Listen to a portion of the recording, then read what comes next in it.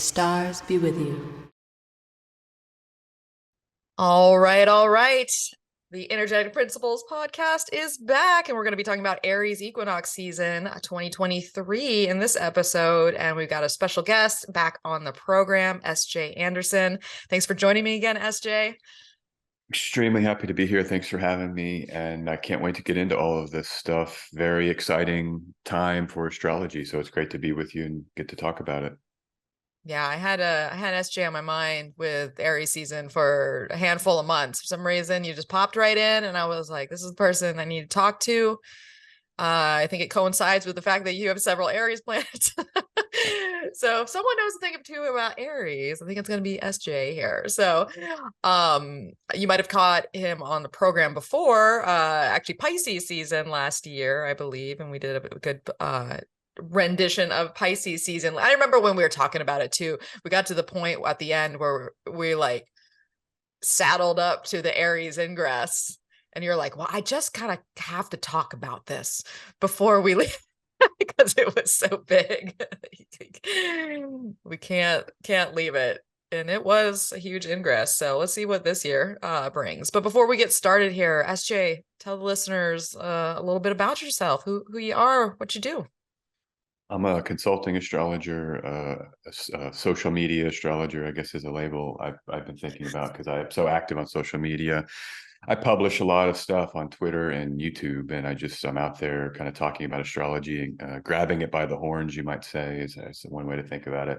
I like to just stay engaged with the ongoing transits and stay engaged with my audience. That's kind of one way I think about some of the work I do. And then obviously consulting, I see clients, a lot of clients every week, and just love being an astrologer, love finding meaning in the movement of the heavens that can inspire us to be the best people we can be. So that's kind of the short of it. The short and the long of it. Yes. Nice summary there. And what are your active social media channels that you're most on? I'm on Twitter right now as my kind of most active, sometimes multiple times a day, at SJ Anderson 144 on Twitter. And that's my @ for everything. My website is sjanderson144.com, and YouTube, SJ Anderson 144. Those are the only ones I'm doing right now. I pruned my social media world during Mars and Gemini, which is coming up here to an end. But that was a big part of my goals, were to get a little bit more efficient with just picking a few channels that I could be most effective on. So I think that is very smart. Very smart. What can I ask you what the 144 means? Is there a sure, meaning? yeah. Well, there's not really a meaning. I would have preferred SJ Anderson, but it was taken. And so then I was like, I could either do like the underscore, and I just didn't like that. I figured I'll just do a number. Part of it because I imagine like 300, 400 years from now, there's going to be many SJ Andersons with many numbers. So the numeral will be what identifies which SJ Anderson I will be, in history. And so I had to pick a number, and I was looking for ones that I was attracted to. I like prime numbers, and there wasn't really any that were that attractive. And then 144 was, and then 144 also has astrological significance because there's 12 rising signs and 12 potential houses that the ruler of the ascendant could be in, or other signs. So there's 144 combinations of rising signs, and then the sign of the planet that rules the rising sign. So there's that. It's also a Fibonacci number. And so it's not a prime number, but it's a Fibonacci number, which is an important sequence for, the architecture of reality. So Yeah. I figured that's part of what I'm doing here, and why not just use this one? So that is so funny. It started out as like just a mundane need where SJ Anderson was taken. And you ended up defining yourself on these different levels. I love it. That's great. It is a powerful number. You feel like you have the like oomph of the one, and then the master of the 4/4, and then paired together. Like, it was meant to be. It was meant to be. I used to have SJ Anderson on Twitter back when Twitter first started in like 2008. I owned that, and then I've deleted Twitter. I had a few little iterations, and then I lost it. And so when I got back on finally in 2017, then I was having to make these decisions. But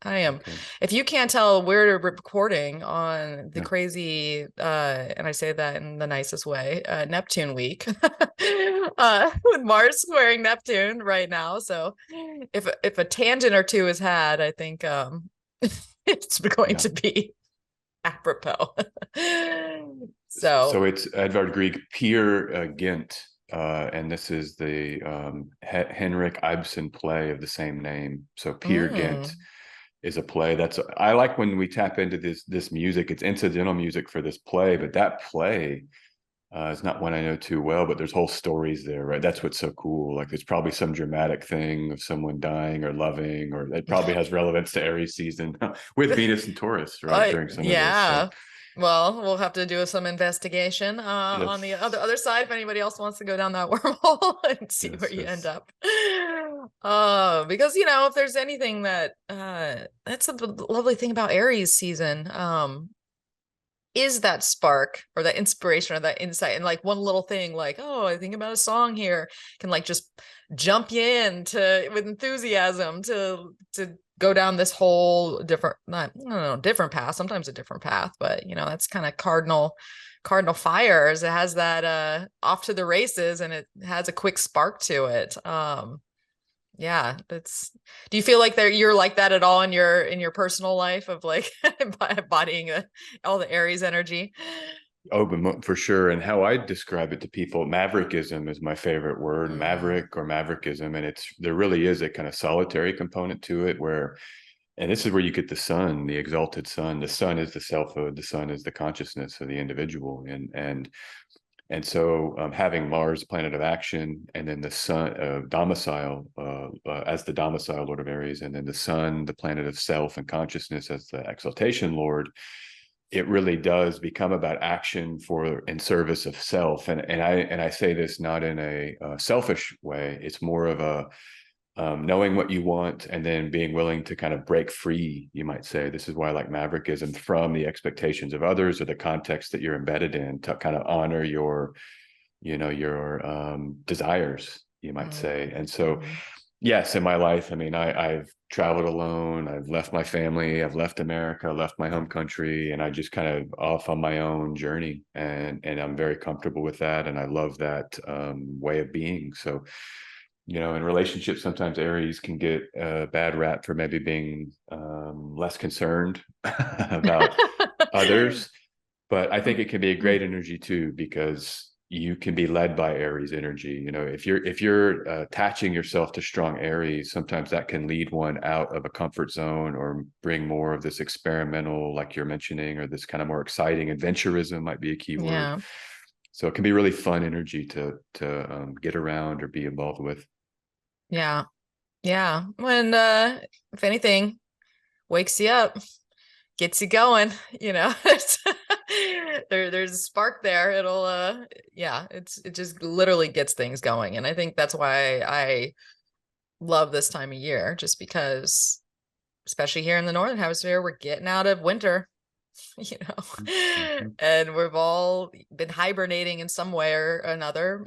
Sometimes that's not literally where we get to like sleep and do all that, but there's just the sense of the soul being in its own hibernation, and then it's kind of woken up again here. So now what is fascinating about this particular season is that we get not one, but two new moons in Aries, and one happens to be a solar eclipse. So just that Aries went from like, typical every year Aries to like super Aries season. So that's going to be big, and we're definitely going to talk about all that. We also have a full moon in Libra, and we have cardinal quarters, which to me, when we have cardinal quarters, life is moving, life is shifting, new energy is coming in, initiations. I mean, what do you think about two new moons / solar eclipse in Aries? I'm really pumped up about it. I think it's a great time to kick off what is going to be a 2-year fated change activation of an eclipse cycle in Aries Libra. And so that we get two here, and really we've had Jupiter in Aries providing and laying the groundwork and expanding this part and sector of our charts that So I feel like it's part of a combination of this first phase, let's say, of Aries activation that we are living through. Because keep this in mind, it's not just Jupiter in Aries, then eclipses in Aries, but then Saturn and Neptune are in Aries. Saturn doesn't leave Aries until 2028 and 2029. This is a major, major player for everything and everybody for quite a long time. And so my sense is that the two here are just, it's another signal from the ephemeris of like, okay, pay attention to Aries, think about Aries, think about your Aries house, think about these themes. I want to just read this thing. I've been using Chat GTP. I know some people hate it, but I use it. And I just typed in here, summarize the themes of Peer Gynt, 100 words. And it just goes through, it follows the journey of this Norwegian man, searches for identity and purpose. So there's the Aries. Themes of the plan include search for self-identity, nature of reality. I think that's Saturn and Pisces. Conflict between social norms and individual desires. That's a very Aries theme, because Aries is going to say, sorry, social norms, I'm just going to honor my own desire and go with that. And that's the real feature of Aries. Like, you want that, you need that, we need that collectively. And spring's perfect for it, because we've been hibernating. Now we get the weather conditions, and I know not down under, but to where you can consider going out. A lot of times people say, well, what are you doing after winter's over, when the snow melts? What are your plans? And this is a kind of very Aryan, but this is the one thing I wanted to say. It offers a critique of social conventions and encourages individuals to find their own unique path in life. So Ah, how Aries is that? ah. Makes Oh, me I'm want to so go glad watch you it. look. Yeah. Yeah. We all gotta go watch it. That's our Aries homework. But I love that. Thank you for looking that up, SJ. That's so perfect, And so back to like the Neptune week that we're in right now. Of course, a song would come out of nowhere, sing a song, and then there's so much symbolism and meaning behind it that like links into exactly what we're talking about here. Oh, the universe and your magic. You just Yes. never fail to impress. Oh, yes. Yes. So No. Oh, yeah, go ahead. I was just going to say, so back to like these two eclipses. No, I just think it's a real combination too. It's a marker this whole season between the eclipse season, first one of 2023, and how different reality will be on either side of it, because Mm, Jupiter will have left Aries for good this round after these eclipses. It yeah. leaves in between eclipses. And so I'm just encouraging people, even pre-eclipse, with that first new moon, it's like a chance to really feel into the Aries sector and enjoy Jupiter there, and these kind of final combinations of Jupiter and Aries before reality gets strangeness. And then we're now in a whole new realm after in summer. Yeah. And yeah. And it's so interesting to think, because there's the only way that we can have two new moons. And because sometimes we do have two new moons in one side. It's not as often that we have two new moons and one happens to be an eclipse. That's not every day type of thing, but it really only can happen when the first one happens at 0 degrees and the last one happens at 29. Sometimes give or take, maybe 128, it just depends. Yeah. But there's something to be said about doors that open at the beginning of something and doors that open at the close of something. Also, there's other interesting storylines that kind of go with that too. So that's something to think about. And maybe we'll kind of dive into that with each new moon and think about the numeral degree and what that might mean, because both 0 and 29 are powerful. 29 is anaretic degree, 0 is it's anaretic in its own right, but it's a different sort of, it's in the encapsulation of just about everything, right? If you think about 0 just as a number. Yeah, it's pretty fascinating. So, well, another thing with Aries season here is obviously we're getting settled into the shift of Saturn and Pisces. That's what I just wanted to say. Actually, I almost kind of jumped in and was going to say, like, hey, keep in mind, this is all new initiation, maverickism, and identity energy that comes right as we now have a whole new foundation for our astrology and in our chart, which is wherever Saturn is. And so that's a big part of it. But go ahead. I wanted to say that. And I was I think that's where we are. That's where we are with Saturn. And well, let me just ask you real quick, SJ, like, what's your whoa, bird just flew into the window. What are your thoughts on Saturn coming into Pisces after being in its strength for so long? I am pumped up. I'm elated. I'm fascinated and excited with the possibilities, the creative potentials. That's my main keyword for Saturn and Pisces. It's the most creative sign in many ways because it is a Venus ruled sign by exaltation. It's a Jupiter ruled sign by domicile. It's a water sign. So you're in the inner worlds of which so much of creativity happens in our inner selfhood, and so I've just a lot of my work with it has been about expanding creative expansions of all kinds and in all fields, film, music. The example I've been thinking about maybe a bit more than any has been the music of the 1960s and leaving folk music. So the career of Bob Dylan in particular, when he goes electric during Saturn and Pisces, and you can listen to those albums that are just totally tripped out and surreal. Miles Davis, his second great quintet, released their first album during this. That's tripped out, surreal music, but it's really pushing the boundaries of what we think is creatively possible. And that's the primary way I'm thinking about it. I think it's really wonderful for all of us that it's not so serious. We can have buoyancy. This is another keyword I've been using a lot for just a more buoyant reality. And thank God. So thank God. But that's a little ironic with Pisces as well. No, I totally feel you on the music front because I actually started doing a little personal project for myself that I'm sharing on Instagram, where I'm putting together playlists for Saturn and Pisces. And I just did I did my first edition of 90s hip hop. Yes. Yeah. So I just posted that. You can find it on my Instagram, but it's through Spotify. It's like a 2-hour playlist. And so I can't wait to get the 60s because the 60s is I spent a lot of time collecting music from that era. So get ready for that. But there was something that was very, because the 90s and the hip hop, for me and my age, I was like 15, 16 or so, 14, 15, 16, somewhere in there. And so it was big. Like this music shaped, I feel like both of these eras of Saturn and Pisces, especially since I have a 5th house Pisces and a South Node there, really shaped me musically. So it's interesting to go back there. But I was just fascinated by the fact, I'm tangenting again, but I was fascinated by the fact that Jupiter, in 1994, Jupiter was in Scorpio. And so Jupiter was making trines to Saturn. And here we had all these themes come up with, more overtly sexualized songs and violent, songs about violence and drug violence.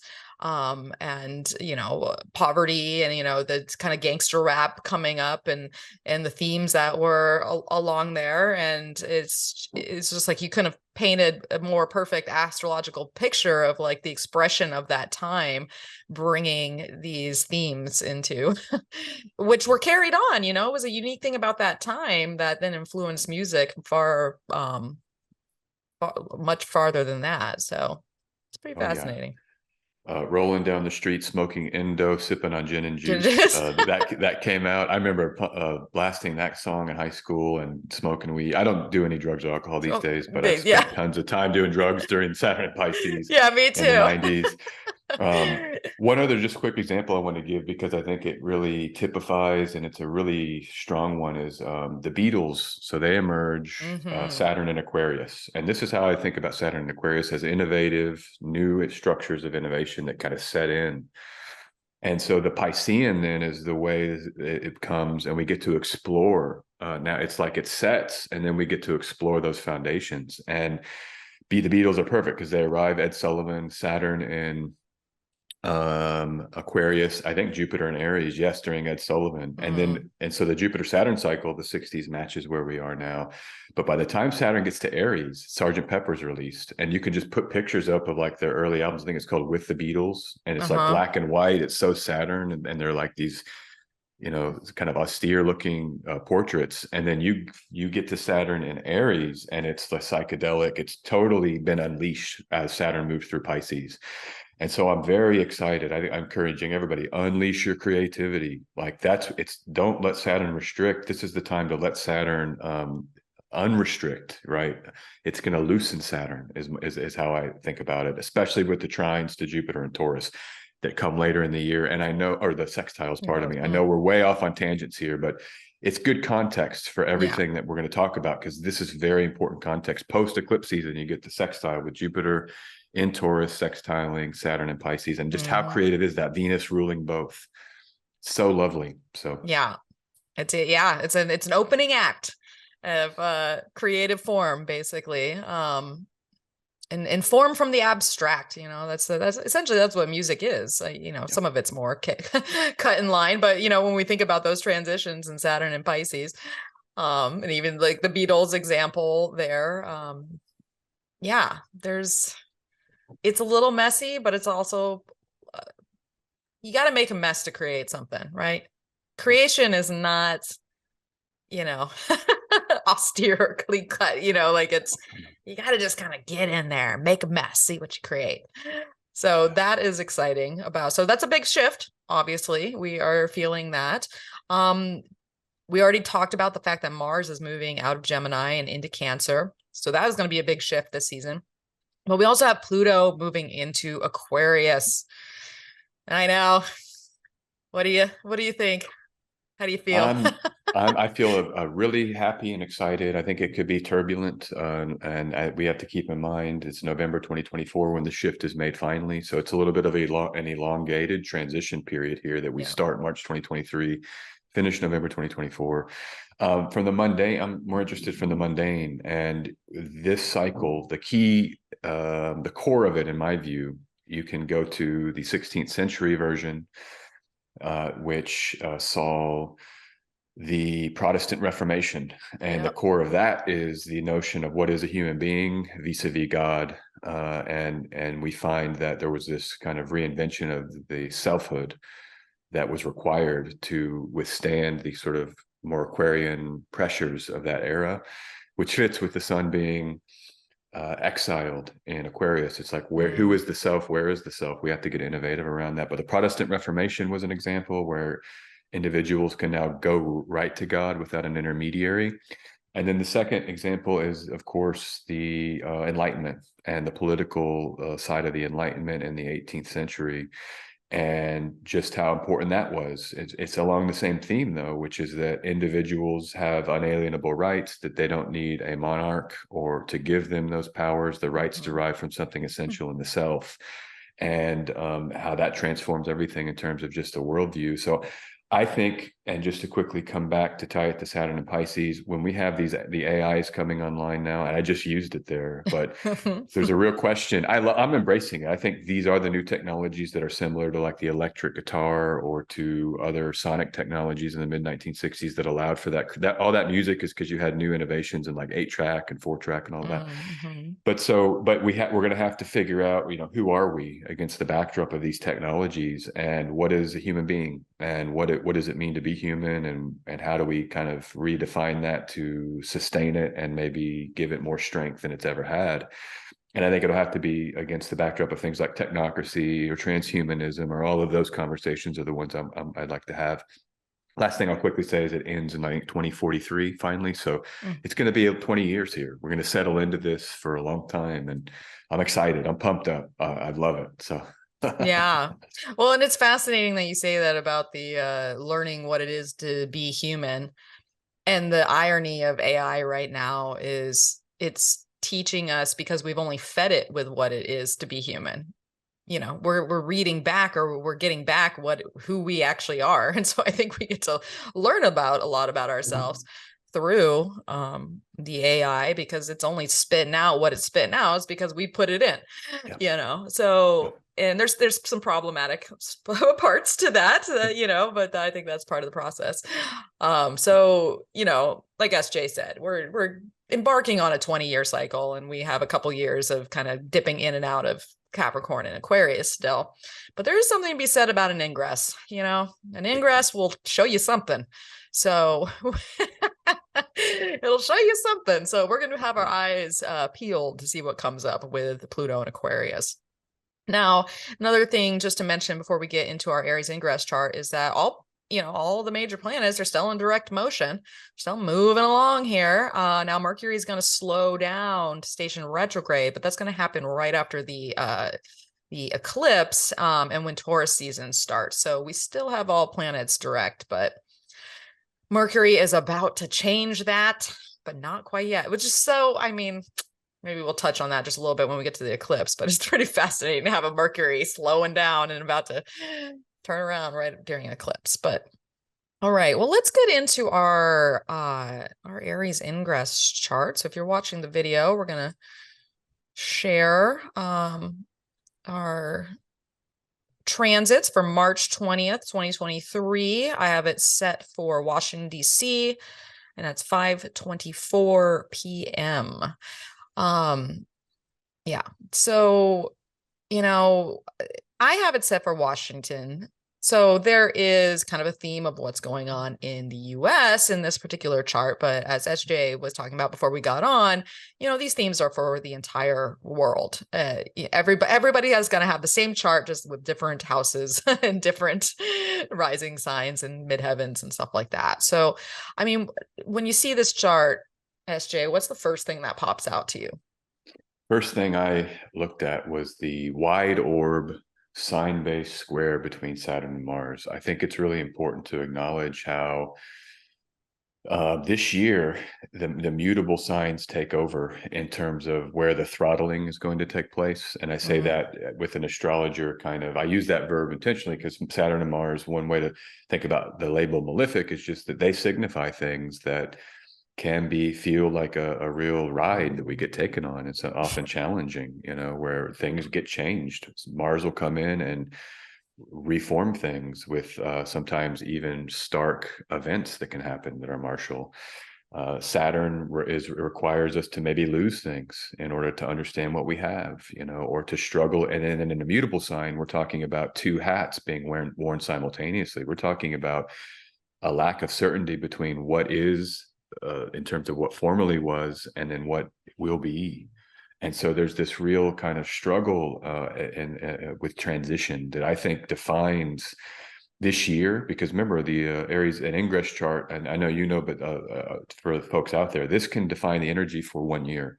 That's why astrologers are so excited when we want to examine these, because we may be talking about a full year of theme until the next Aries ingress. And I see 2023 as a major transition period, because and 2024, but we're getting into these ingresses of outer planets that finally settle in 2026.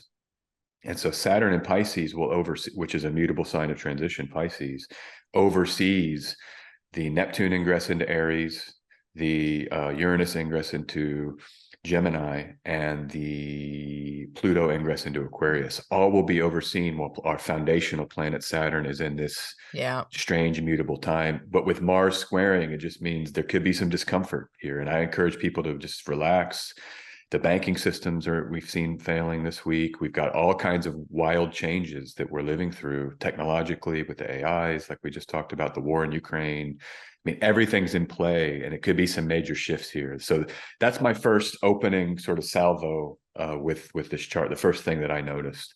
What do you think about Neptune and the moon's presence as well in relation to Mars, kind of being once again a mutable square?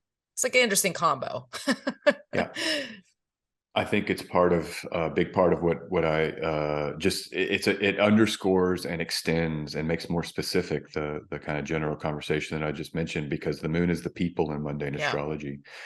And this is the masses of people in this kind of watery confusion is a keyword I like for Neptune. I think it's beautiful confusion. And the beauty of confusion is there's a release of pressure to even understand. And we can kind of let ourselves go day to day and just present moment to present moment, and trying not to be as fixed on what will be. And so we may need to deploy that Neptunian model as we get into some really wild and dynamic changes that this whole reality is set to undergo. And so it could be with the masses of people. What might this be? Well, the AIs are changing everything.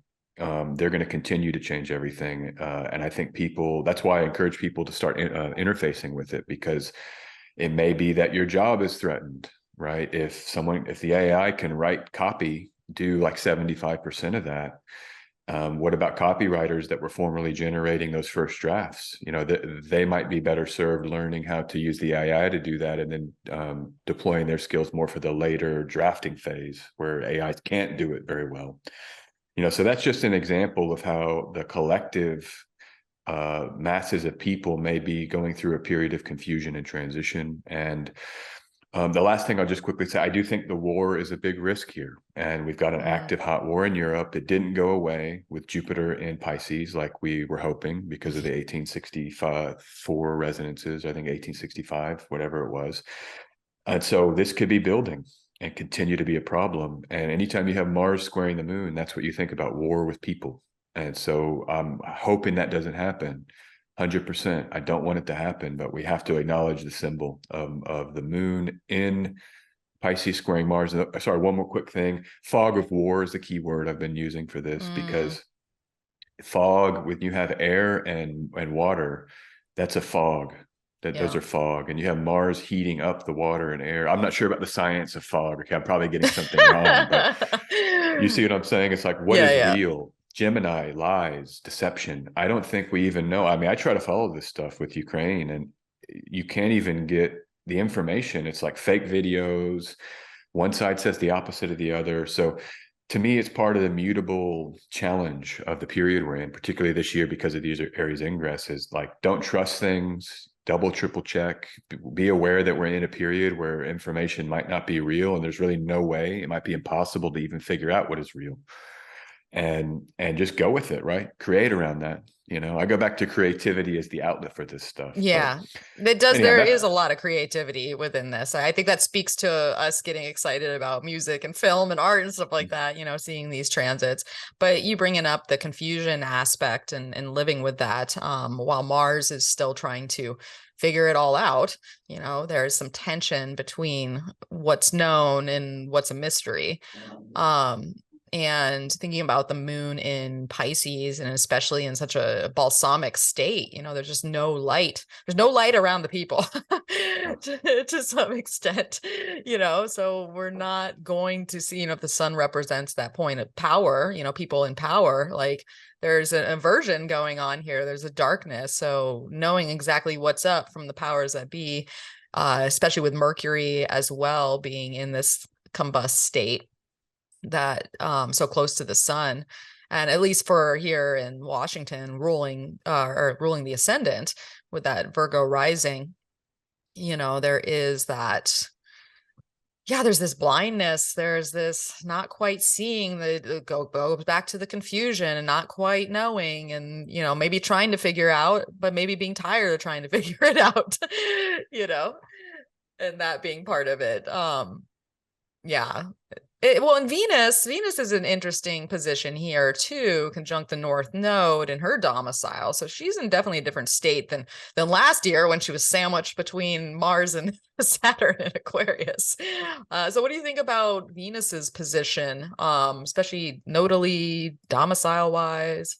Yeah, I think this is when I was talking about this earlier, before on my channel, on my YouTube channel, I led with that mutable square, and then I was like, but the benefic planets in this chart come to great aid, because look where Venus is, sextiling Saturn. That gives a lot of aid to Saturn and Pisces, and maybe those kind of challenges around lack, or the lack side of confusion and the changes. I can't cope with these changes. I don't have enough. I don't know how to do it.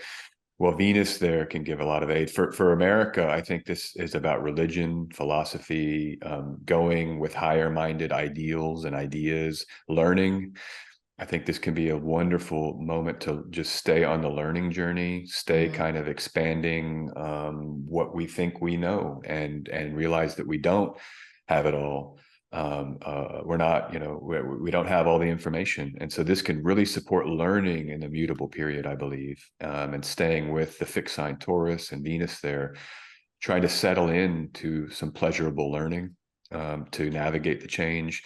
One other thing I just wanted to point out is that you have Jupiter just in something called just visible, just about to go under the sun's beam. So that's also interesting to me with Mm, Chiron. I know we're probably going to talk about that, but yeah. I wanted just to come back and point out that the banking system, I think that's just a major, major theme here with Mercury ruling the ascendant and Mercury ruling the 10th house, Mercury, the planet of banking, that I Hmm. do believe that this American banking crisis is a major theme of this year, and it's not going to go away. The bond market is the problem. I don't want to get too technical there, but basically they're buying all this debt, and at a certain point the other countries say, hey, we're not going to let you export your debt to us.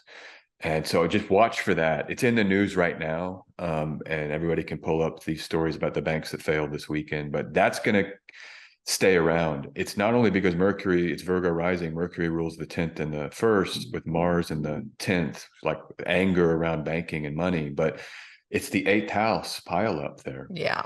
And this is the house of debt and the house of the sovereign debt, and Mercury being debilitated, like you said. I'm nervous about this transition from where we're at with the economic system into this new system that's going to be born. It's going to take time, and it's very much Pluto and Aquarius, the digitized new system that's going to come online.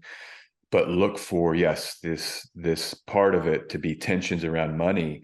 And I think the Venus placement is a outlet for all of that. It's a place where we can go for safety. It's averse to Gemini. It's averse to Aries, and it makes a very close trine to the ascendant. And so in some ways, it's Yeah. like our creative exploration and learning, and even religious, because that's Taurus as well. There's a religious side to Venus, can be a way through a lot of this stuff.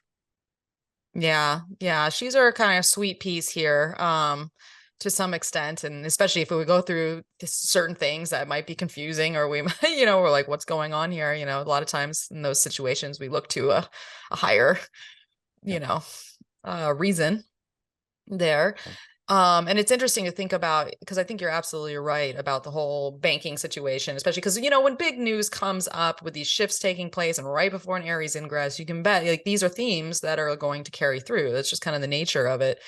And seeing that Mercury, the 8th house pileup of Sun, Mercury, Jupiter, Chiron, and then Mercury, like you said, ruling the angles for the US, the 1st and the 10th, but also being in this mutual generosity, I guess, with that Mars, with Mercury and Mars being in each other's signs.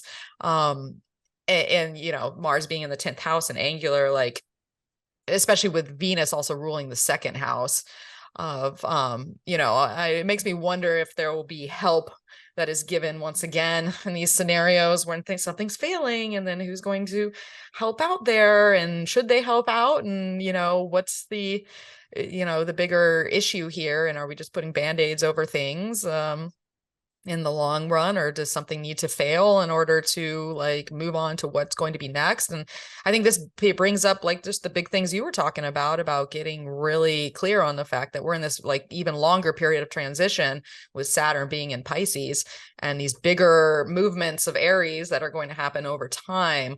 And that, what is Pisces known for?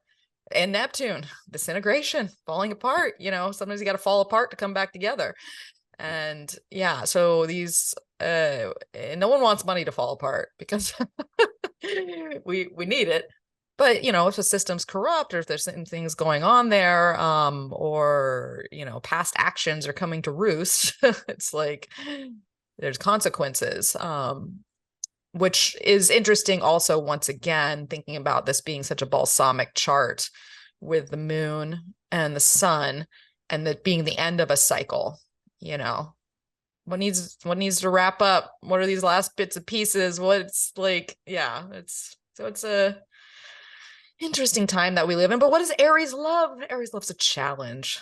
Do we ever have any good Aries ingress? I mean, I say that good loosely with some quotes around it, but there's always a challenge, right? Yeah. Mars and Saturn are always somewhere. There's no way around it, and that's why I tell folks, it's like, yeah, Saturn's out of Aquarius, but hey, we get the new Saturnine opportunities, aka challenges.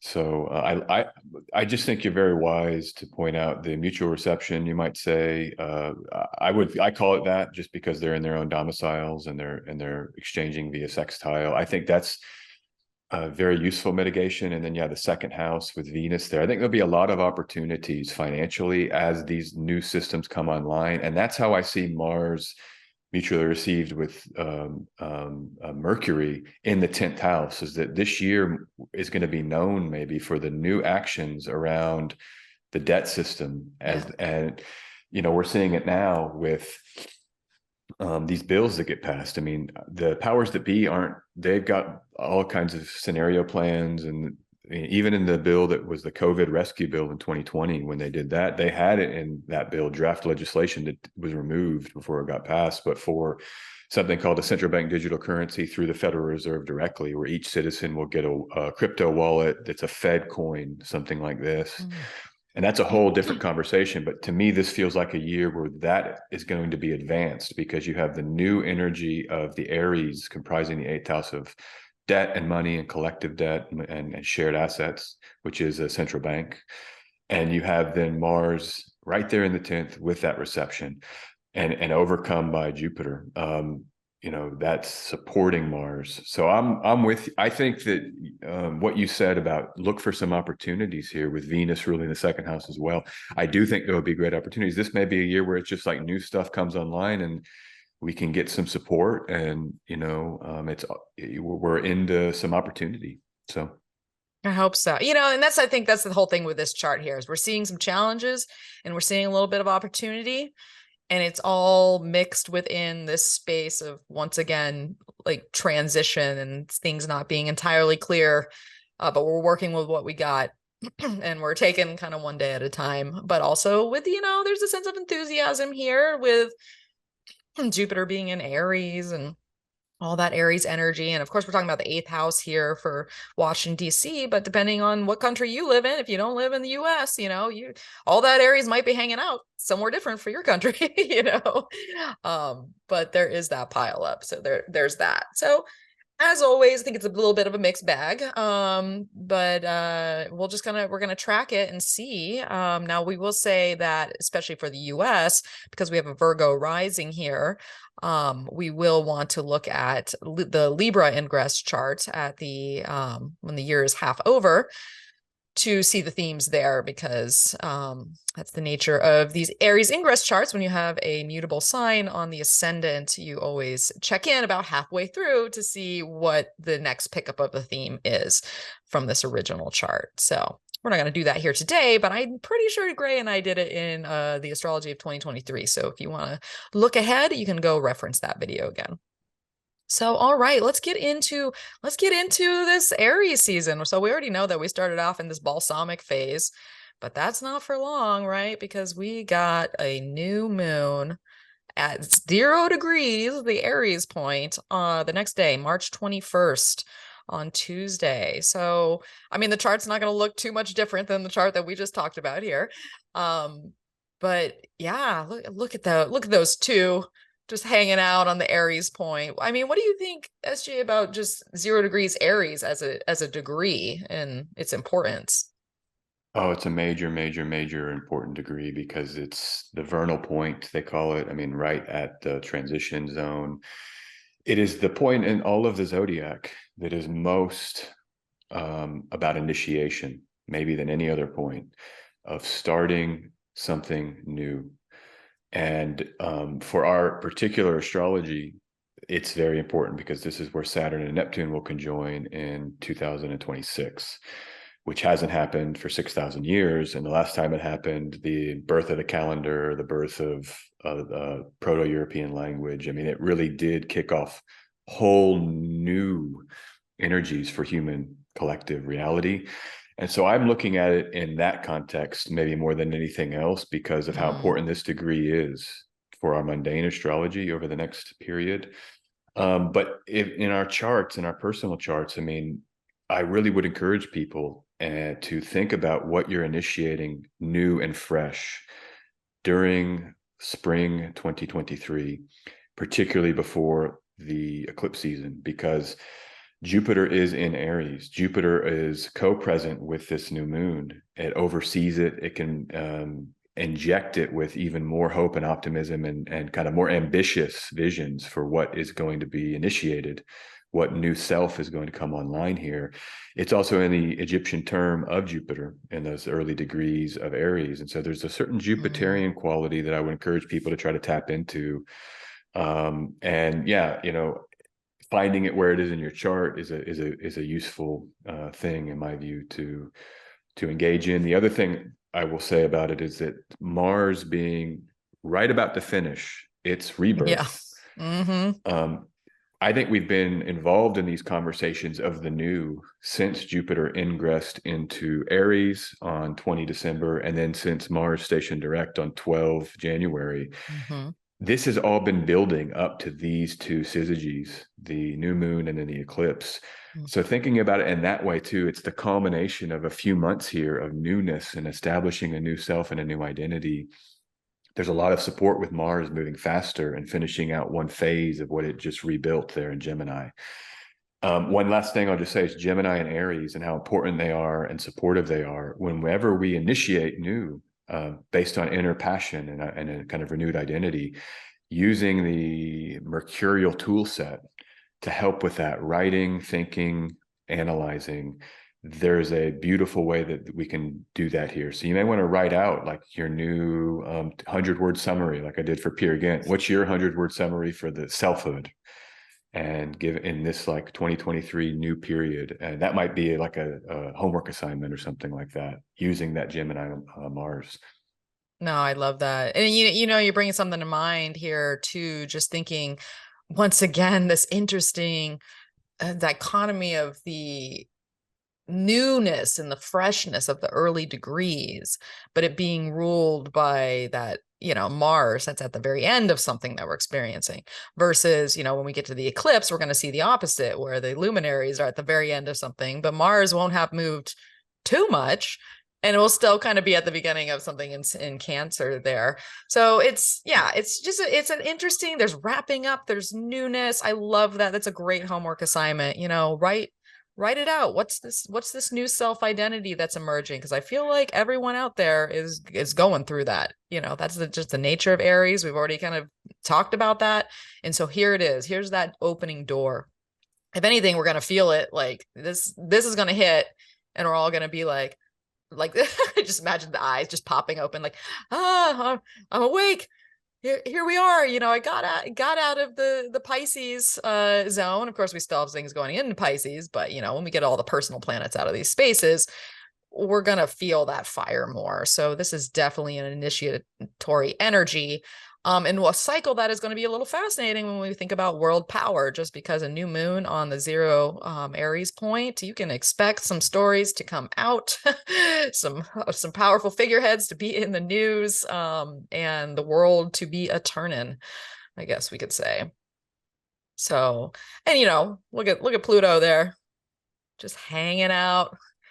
29 degrees and 58 minutes. That planet is about to move, because that's the next thing that basically happens here is the days of this week go on, and we have first Pluto moving into Aquarius on the 23rd, on Thursday, and then a couple days later on the 25th, that weekend on Saturday, Mars moves into Cancer. So, and that's kind of like the big you know, another couple things that are going on this week too, as we kick off, is Mercury moving farther away from the sun, you know, slowly getting out of this combustion phase, but also making a conjunction with Chiron and Jupiter on that weekend on Sunday and Monday. So these are kind of the big moves to get this cycle going. But talk about two major ingresses just in the first. It's like, let's bring a 0 degrees Aries new moon, and then we're going to move two major planets into their signs. Yeah, freshness. Oh yeah, and it's building on a month. I mean, think about what we've already had that's fresh. You know, 7 March, Saturn into Pisces. That's a huge fresh. I mean, I can't even exaggerate how important that is in terms of getting new energy for the Saturn cycle. It's the 3-year cycle of Saturn in Aquarius and the 5.5-year cycle of Saturn in its domicile, sign of its domicile. So this whole month, this is why astrologers for a while have been March 2023, biggest month of the year, major changes, March 2023. And seeing that Pluto and Mars 2 days, that next week is going to be major. I think it's even more so than this week, with people talking about the square between Neptune and Mars. I feel like this week is actually the more important, but that's sorry. I don't No, want I to. agree. I agree. And you're not going to hear any of this until after the fact, right? Because it won't release until this week is up. But I think it is. They're cohesive themes. It's all building upon one another, right? And that's what astrology does. It's all leading somewhere. So, now it's interesting to hear too, as we sit here with the March 23rd and Pluto moves into Aquarius. Like, we're gonna have an immediate, that moon's gonna move into Taurus and square it. So it's almost like let's see here. Yeah, look at that moon squaring Pluto on entry, basically, which is pretty fascinating when you think about it. So, we're all gonna get a taste. We're gonna get a taste on the day that Pluto ingresses with that moon. And that's the thing too, SJ, is that, and I know you know this, but this whole Taurus Aquarius thing, we thought we were over it with Saturn and Uranus square. No, this is we are only building here. We got Jupiter and Pluto gonna meet there. We've got eventually Saturn and Pluto that are gonna meet there. And so these themes, so it's very fitting that Pluto gets ingressed into Aquarius for the first time in, a very long time, with that Taurus moon squaring it. Beautiful too. I love that. Yeah, I love to have a lunar trigger like that, because as you mentioned earlier, these ingresses are extremely loud. I was like saying it's a transition, and that's all true, and it's 20 years, that's all true. But no, on 23rd March, we could have some kind of major symbolically decisive occurrence happen, where we're like, there's Pluto and Aquarius coming through right literally in those hours of ingresses. I've seen that over and over and over again. And with the moon triggering, extremely important. The North Node is a whole nother layer here, and how important that, being conjoined Venus in the Aries ingress gives the North Node a unique role this year. But Jupiter will conjoin the North Node. Jupiter will square Pluto, conjoin the North Node, and square Mars on the 21st of May. So this is very much building to some kind of climax in May, with this first phase of Pluto in Aquarius.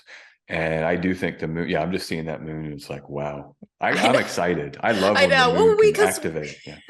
Well, we're excited, who knows what will come out of it, but that's the beauty of being an astrologer, right? You see it, you see the formation, you see the math, you see what's coming, and then it's like a child waiting to open their presents on Christmas. We don't know what's in the box, but we know the box is sitting there and just waiting for us to open. So, no, whether it's Pandora's box, I don't know, but so this, talk about an entry, because it's not even just that, obviously we have Mars sitting at the last degree of Gemini, and, any planet at the last degree, especially when we're talking about Mars, there's the wrapping up of the Gemini story is definitely taking place on this day. But so those first that kickoff energy of the new moon is very interesting, as the moon goes through Taurus and squares Pluto. Will conjoin the North Node and Venus and Uranus, of course, which is always a party. But let's get into that Mars moving into Cancer. I want to pick your brain about Mars. So basically, Saturday the 25th, we get another big change. So what do you think about Mars in Cancer as a expression of the warrior?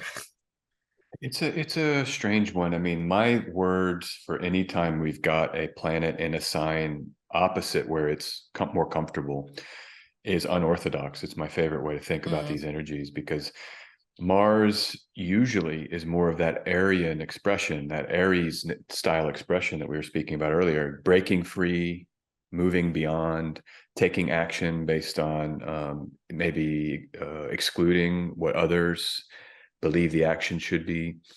It's very certain that when it becomes certain, the martial energy, it's not going to check in with family or friends or others. It's going to do what it requires. Passion is a key word for Mars. Mm. And so when it now comes to the sign Cancer, it's filtering through an archetype, the lunar, maternal, communal archetype that is Cancer. And so sometimes with Mars and Cancer, we can feel restriction, we can feel blockage. And the other hand is that blockage because the action has to check in with mom. It's like saying, hey, mom, can I go to the park after school? You know, and if mom says no, because it's dinner time, you might feel frustrated, you know. Whereas the upside is that we can deploy those powers of passion and action into these kind of foundational structures that that are part of reality, right? Nurturing, loving people around us, the family, the home life. And so, there can be a risk there where people, I've been around plenty of Mars and Cancer energy, and they can sometimes lash out and act out if there's a feeling of threatening of the family. You know, mama bear, the brood is threatened. That mama bear is the most dangerous bear you'll ever run into. You know, and that can really lash out in ways that maybe are unnecessary because of the perception of a threat to family. And so these are Marses that, in my view, I think Mars in Aries is way calmer than Mars in Cancer. Mars in Cancer, in my view, might be the most dangerous Mars because it's this idea of perceived threat and then lashing out to protect. And so it's concerning on the one hand. But on the other hand, you know, I think in our personal lives, it's like all of that Gemini story, that whole new identity that was just built, that homework assignment. Now we can sort of get into action around people we love and who we're nurturing in our home lives to kind of make sure that those structures can support that new selfhood. And in that sense, it's wonderful. The final thing I'll just say, Jupiter is the exaltation lord of Cancer, and there's a mutual reception happening, exaltation to domicile, during some of the Mars and Cancer journey.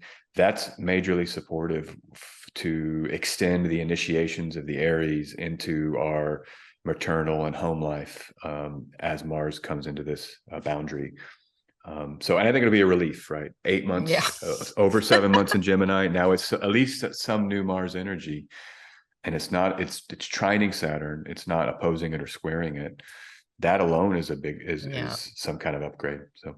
Yeah, amen to that. You know, get it out of that heady, that anxiety, that trying to think your way through everything.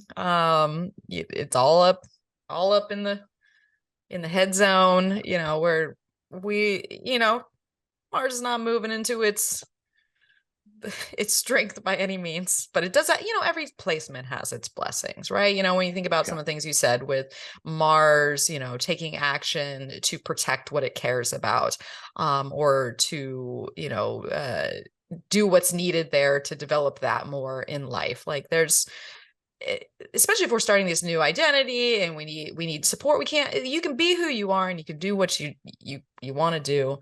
But at the end of the day, if you don't have people around you that help support the mission and care, and you don't have any, like, that's, it can feel a little, it's not as rewarding. So having Mars in Cancer really does put emphasis more on what matters to people emotionally, and what matters to what you actually really need. Because I think that's a big part of like developing a new life and new identities and new missions and quests, and is that they're based on hopefully what it is you really need as a person. And so I think that if we can get clear of that. And that's the thing, Mars is always going to kind of go back and forth in its sign of fall, and even the idea of it being in a cardinal sign in Cancer. Cancer, speaking as a person who is a Cancer, it's kind of one of the most extreme energies, because there's two things that's happening here, especially with Mars and Cancer. Is it's ruled by the moon. What do we know about the moon? It's always changing. It's up, it's down, it's all around. How's it feeling today? If it's feeling great, everything's going along smooth. If it's not feeling great, that's where the fall comes, right? And then something destructive can happen, or anger, or lashing out, or, feeling that perceived threat. The Cancer is all about security, too, and emotional security. And so And it being a cardinal sign, just like we were saying earlier with the equinox energies, right, of Aries and Libra, when we get into the solstice energies of Cancer and Capricorn, these are the most extreme pivots as far as signs are concerned, where there's a total change around. You're like, I thought you were going this way, and all of a sudden you're all the way over here, you know? So there is that dynamic to Mars moving into Cancer. And it won't surprise me if we see the world around us or people that we know doing these like 180s, especially when they're now in touch with this, you know, Saturn and Pisces energy, and there's more clarity coming out there, right? Because, you know, Mars and Saturn together, especially in a trine, is giving us a more solid sense of our mission and what it is we're actually doing. So yeah, it's an interesting placement. It's not without its challenges, but I guess that's just Mars in general. Yeah, I see So, it too. We got to keep in mind the nature of the water triplicity, and in the ancient system, you know, Mars does get power there at nighttime. Mars can be empowered in Cancer, and you described it very eloquently. You know, it's like deploying our defense, our active forces and defense forces, having been in touch with who we love, who we need to nurture, who's nurturing us. That can very much empower our action if we give deference to those other concerns, maybe before we take the action or in conjunction with the action. So I really do. There's always an upside, like you said, and it's worth just considering. I'm just glad to hear you talk about it, frankly, because it's not always just the kind of wild emotional Mars that's lashing out, you know. So yeah. I was a little too heavy on that, I think. So No, but that does exist. That does exist. One of my best friends, who I love dearly, bless her soul, though, she's got Mars and Cancer in the 12th house retrograde. And we make jokes about the rage, because it is a thing. It is a thing, and it exists. So it's both. But I think one of the main things about this shift too that we're kind of noticing, right? You know, if Mars is our action energy that's driving us forward with a sense of mission, and we're in Aries season, it seems like there is just this big switch that is the mission is getting out of the head and into the heart more so than anything, right? You know, think about Mercury versus the moon. Like, these are two different driving forces.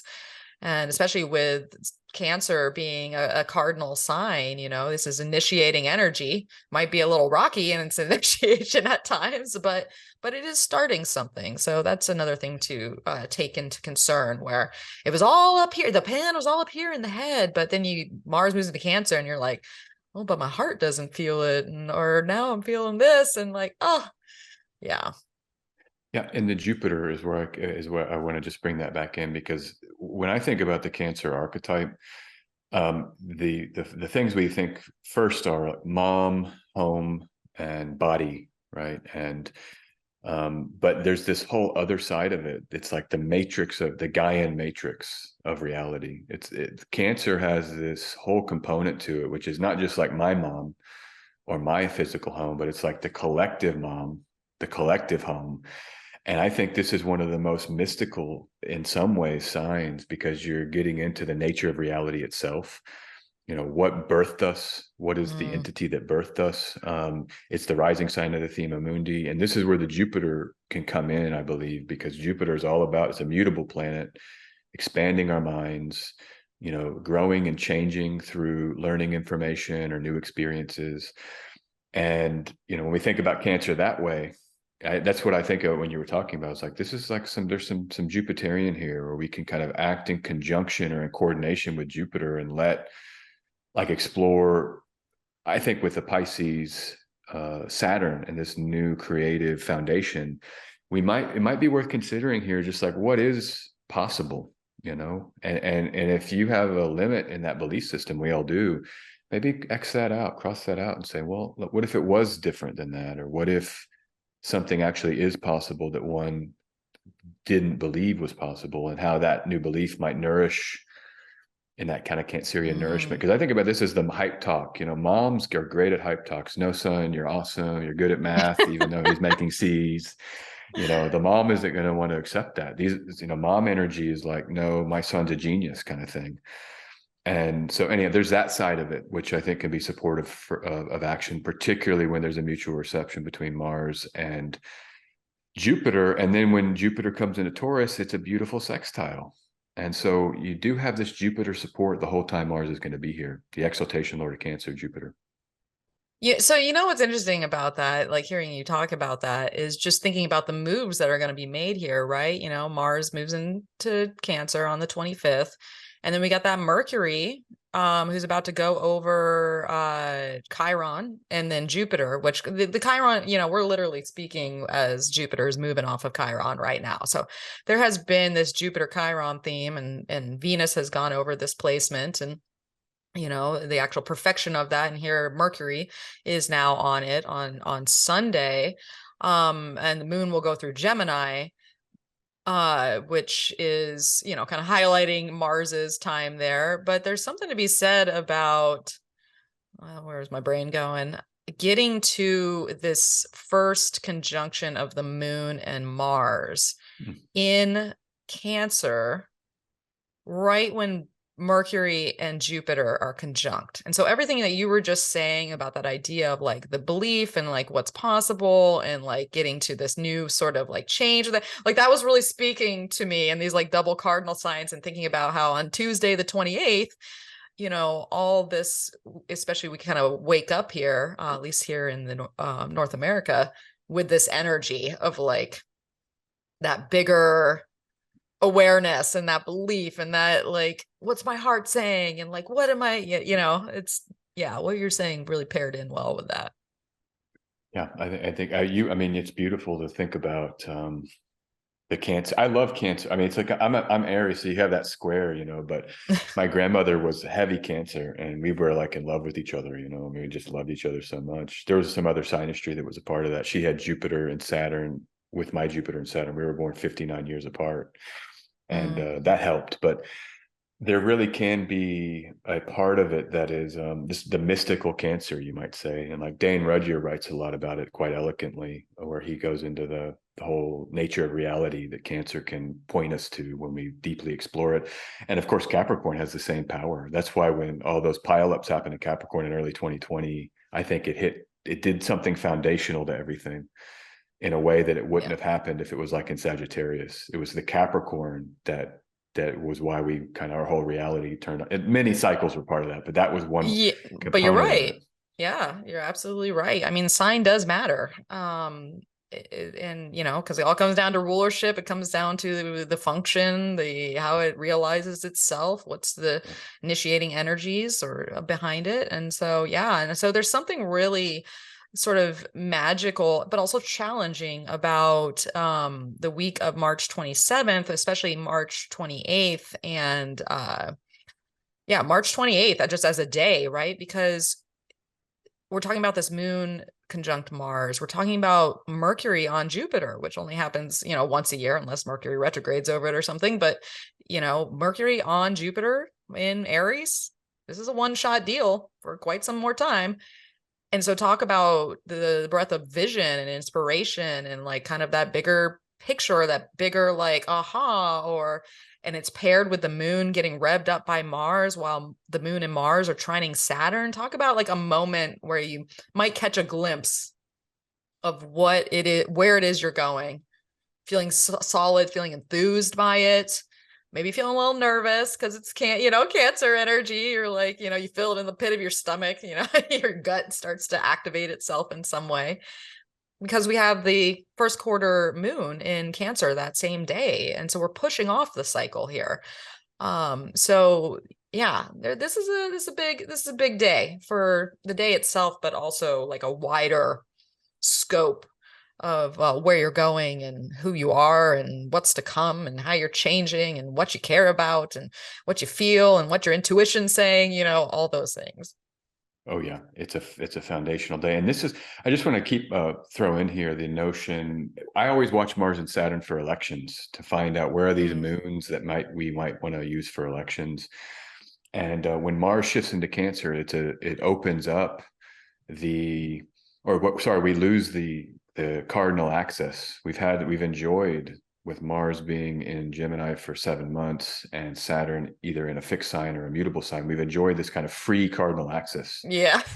And that we lose that with Mars into Cancer, just from a purely electional standpoint. But what it does is it opens up the fixed axis again. And that's a major theme of March. We finally get to enjoy Taurus, Leo. So that Taurus moon that happens, I think, was it the 19th, where you have the moon applying to Venus. It's the first Taurus moon with Venus and Taurus without Saturn in Aquarius. Oh, yeah. And then we similarly get this Leo moon while you have, and we'll get to that, but it's going to trine the sun exalted in Aries. So there's some real sweet fixed energy that's about to get laid on us, that Mars's ingress into Cancer opens up. And I think it's worth just having that in the back of our minds, just how useful that fixed energy can be for us now. And we all have a fixed sector, right? So like you fixed risings, like enjoy this little period here in Aries season, because I think you might be empowered in some new ways that you haven't been in quite a while. So oh, thank God. Yeah, no, I will take it. And you know what? A little getting that fixed fire, or that when you got all this rush of cardinal coming in, that's when you need the fix, right? Because cardinal, it can come and it can go. So you need that fix to kind of like lock it in. And that's 24 March, the moon Venus conjunction in Taurus. Just to be clear, I said 19 earlier. I think that'll be a lovely way to just get in. Friday this is kind night, of the Venus. pre-kickoff. Yeah. Venus day. Friday night, Venus day. It's like kicking off the major theme of the rest of the year, which is Taurus, Jupiter and Taurus, right? And we get this early kickoff. Saturn's not in Aquarius anymore. Taurus, Venus, Taurus moon. I'm pumped about that trend. That's my birthday, actually. What? Yeah. Well, you have every reason to be pumped then. I won't. It's actually a little before, because it's like early Friday morning, and so it's. I don't think I'll quite. My ingress chart doesn't have the moon application to Venus, but I get both the exalted ruler and the exaltation ruler and domicile ruler of Taurus. So a lot of Taurus for me this year. I'll take it. Take it. Run with it. Build with it. Yeah. Create with it. I love it. Yeah. So yeah, it seems like there's kind of like a sweet, maybe like a little unexpected weekend with the Uranian component there, but not like, we don't have the pressure of Saturn. And then we get into this highly activated week of the 27th, especially the 28th, with that first quarter moon in Cancer. And we're kind of off to the races of what this new moon in 0 degrees Aries cycle is all about. Now we have been basically highlighting the Mars Saturn trine for a little while now. So I don't know how much we actually need to talk about it at this point, but it is actually going to happen on the day, on Thursday, March 30th, on the same day that Venus conjuncts Uranus. So talk about an interesting little pairing of, Mars and Saturn solidifying together in water signs in this harmonious flow. But then always the wild card of Venus and Uranus, which I have grown to like, and I better like it because this is exactly on my descendant. So I better like this one this time around. But I mean, what are your thoughts on Venus and Uranus, especially Venus being in domicile? I like it. I think it's, unexpected pleasures. We might learn more. I always think pleasure is something we have to play with and learn about, because what we enjoy can change. And that might be a kind of Taurian obstacle, or maybe one of the affirmations for Taurus, like, where is my pleasure? How to consider other options for it. It might allow us to get deeper into the fixed earth energy with that Uranus. Like an example might be like this coffee shop I go to, they have like a new pie. It was like a banana chocolate. I've eaten it a lot in America, but they have it here for the first time. And I was like, I'll try it. And that was an excited, unexpected, Taurian style joy that could be Uranian. Even I go back to spiritual religious. I do think Taurus has a big component of like ritualized approaches to the divine. And you see that a lot in the ancient texts and in other symbol sets. And so maybe there's some kind of flash of inspiration here about how to love God or create with like a godly supplication with the creative process or something like this. I feel like church hymns or something you could be singing here. Maybe breakthroughs when you're just lost in the music. Sometimes these guys are really dancing and gals in churches, and that you kind of can break through a little bit when you get creative and release and to that creative flow. Sufism, like the swirling dervishes, the dancing. And so I go there with it. It's like some of that Uranian component that spiritualizes. The North Node, I think, spiritualizes it all too. That's so interesting. So yesterday I did my friend was hosting it was this interesting combination of holotropic breath work, somatic movement, laughter yoga, and then a sound bath at the end. Wow. And what it was great. It was great. But I loved the combination of breath work into the somatic movement, because that's exactly what I'm thinking about when you talk about sort of this ecstasy and this ecstatic energy of like release and embodiment and moving and yelling and shaking it out, right? Because that's essentially like what's stagnant, what's stuck. What I love the spiritual aspect of what you're bringing here, because think about Mars trining Saturn in water signs, Saturn in Pisces, right? Yes. And getting at this point of like just release and wanting to move forward and getting in touch with your heart and what you want to get, what you care about, and what's stuck, and what, like how do relationships. I love the idea of changing tastes, because it's true. We don't have the same taste over time, especially as Uranus moves through Taurus for how many years. It's all changing. So literally shaking it up, like literally moving your body, jumping up and down, like getting in there, or the form building of the music. I loved when you said kind of getting that special aha within something that you're creating. Like all these things are really possible at this time. And so whether you're in a creative space or your relationship is kind of clicking into a different gear and it's asking something different from you, or you're developing new ways of getting in touch with pleasure and sensation, and embodiment, it's an uplifting yet shaking yet grounding time, which is a weird combo, but I'll take it. I love it. And just to say this is that thing about the Pisces Cancer trine that's so powerful. Remember, Jupiter rules both.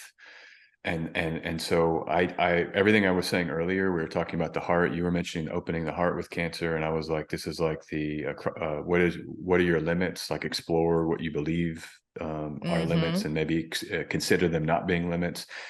How cool is it that you have the Piscean Saturn, which is way more a sign of imagination in some ways, Pisces, to have that flowing trine. Like I really do think imaginal work can happen during it with a chart like this, to just say, and I would never tell people to do psychedelic drugs unless you have professionals around you, but you can do that with something like holotropic breath work. You can get into a space of that kind of imaginative, kind of expansive space in these natural forms.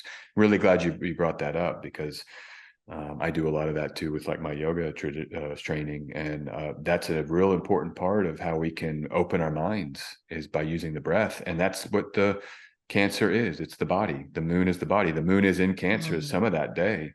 Trining Neptune, nonetheless, as you talk about getting to these altered states. Yes. So altered states through health, whatever that means for you in the healthy ways, for creativity, for love, for relationship.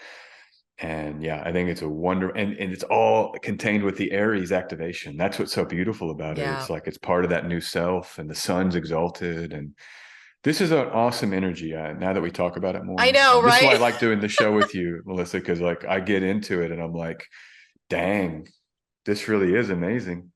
So I agree. I'm kind of right there with you. I'm like kind of taking it all in. Like, the possibilities are a little bit endless here. So let us move on. Let's think about Mercury here. So after our dynamic March 30th day, we have Mercury is going to be the one making the next moves here. So we see it in Aries. It's about to wrap up its transit there. So what it does is it's going to move into actually Taurus on the 3rd of April, which is going to be Monday. So we're going to start a fresh new week. Oh, my internet. It says internet connection unstable. Let it restabilize itself for a second. Okay, so we have Mercury moving in to Taurus. Let me just put it on exact. So here, April 3rd. And so Mercury is going to be like, oh, Pluto, you got a message for me? You got a message that I need to share to everyone? Because basically, Mercury ingresses into Taurus, squares Pluto, but then goes on to sextile Saturn a couple days later on the 5th. Interesting combination. And we're going to start to see that, right? We're going to see that with Taurus ingresses, at least the sun here, that's coming up, is we're going to see this interesting square to Pluto, but then this support from Saturn that comes right after it. So what are your thoughts on, I guess, Mercury and Taurus just in general? I mean, it's definitely a switch from Aries, but mostly that Pluto activation too. Yeah. I mean, I think about it as just being activations that are building. To me, this is building to that Jupiter-Mars square opposite Mars opposite Pluto that comes on 21st of May. So there may be early, this story is building. As Mercury arrives in Taurus, we get more, like you're saying, communication, knowledge, details around what that major signature in May is going to be about. And then, of course, we have the station retrograde 15 days from, like, what is that? That would be the 20th of April. And I don't think Mercury leaves Taurus until late May. I mean, like mid-May or somewhere along there. Or no, I'm just thinking, no, I think you're right, late May, because I'm thinking of gets into Gemini. Oh, June 11th. Wait, did I do that right? June 11th. That's a long time.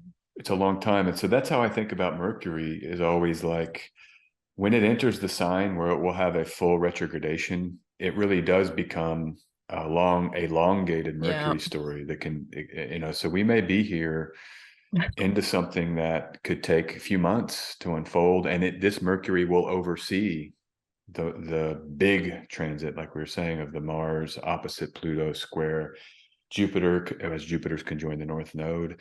So, be prepared, start preparing in terms of what are mercurial things: writing, money, buying and selling, ideas, communication, business, technology.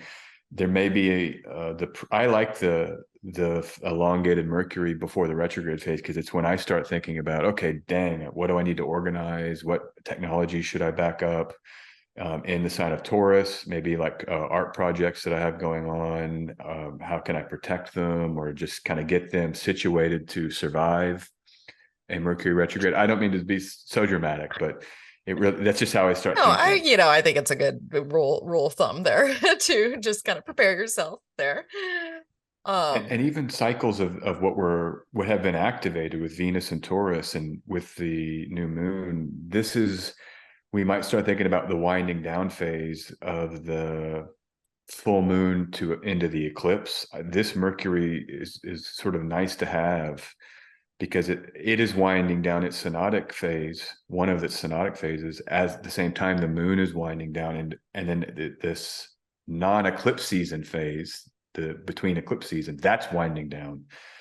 And so it's all sort of winding down. And Taurus, of course, the moon ruling it by exaltation, I think it allows, it will work in coordination with the action in the home that Mars and Cancer gives us, to the kind of wind down and prepare for eclipse season during this phase of Mercury. So that's how I think about it.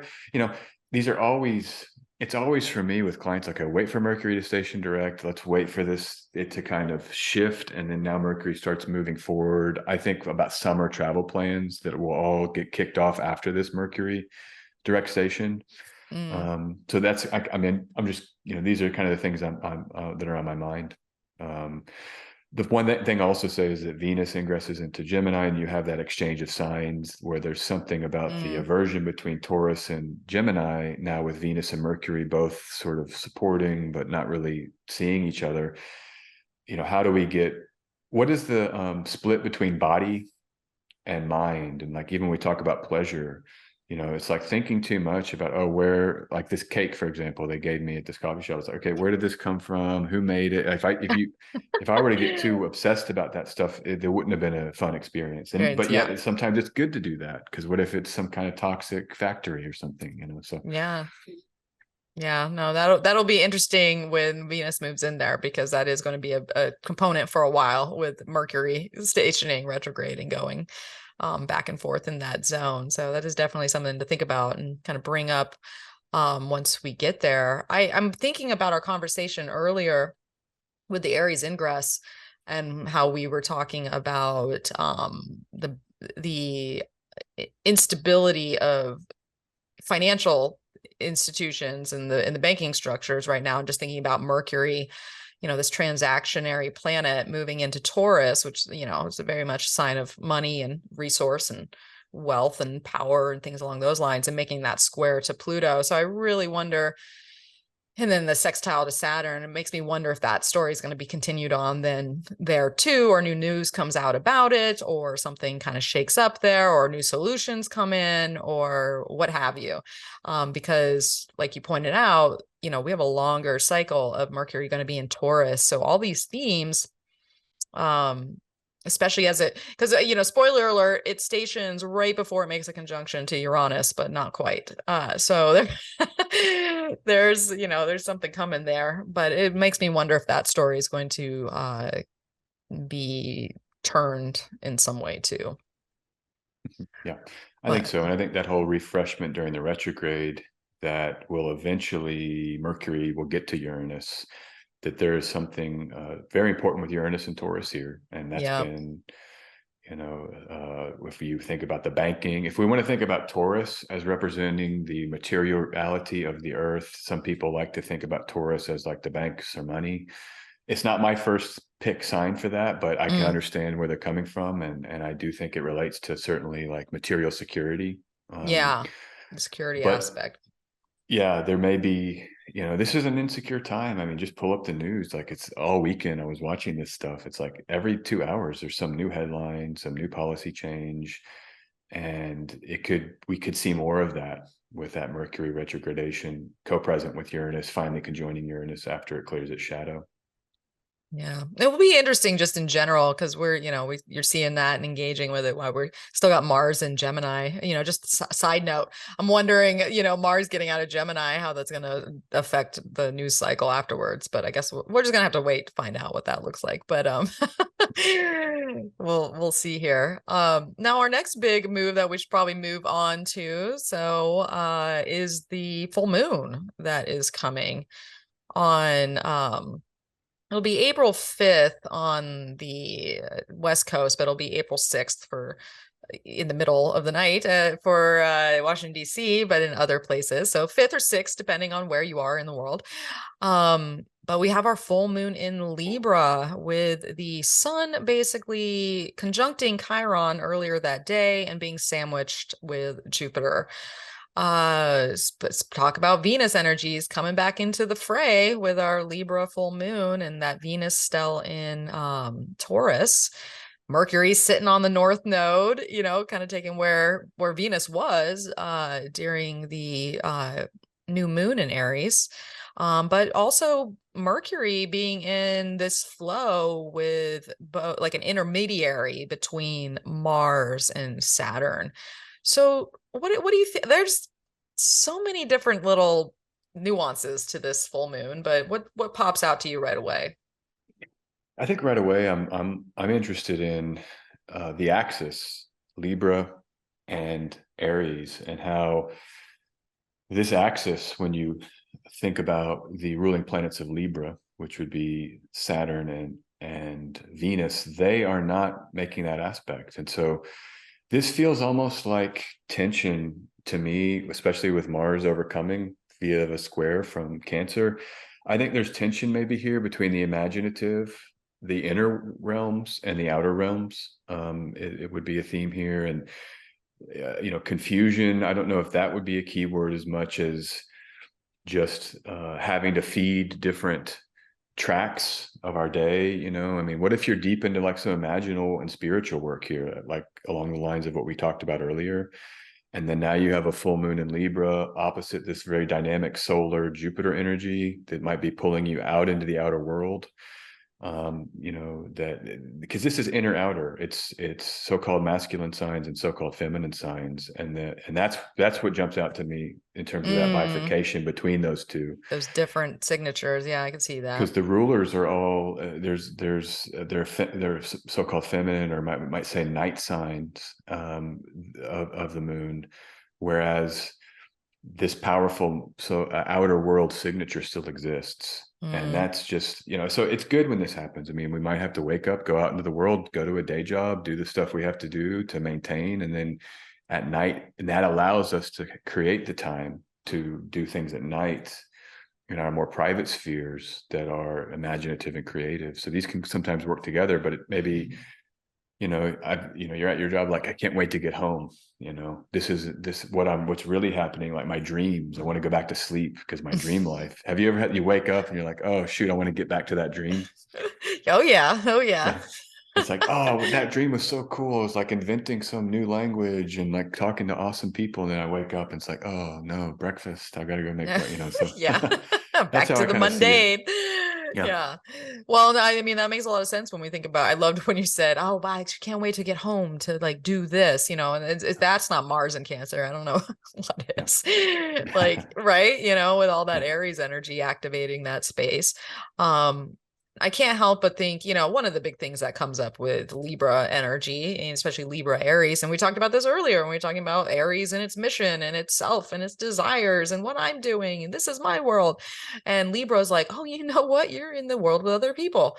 Or you have been in here with your desires and your own mission, but has something been thrown out of balance in some way? You know, like there is this kind of balance aspect and this relational aspect that comes in, and especially with the sun going over the Jupiter Chiron conjunction, you know, this could be definitely a trigger point for relationships. And when you said tension, it really made a lot of sense in my mind, because we do have a strong Venus. It doesn't feel like things will necessarily fall apart there, but you know, Venus and Mars aren't talking to one another.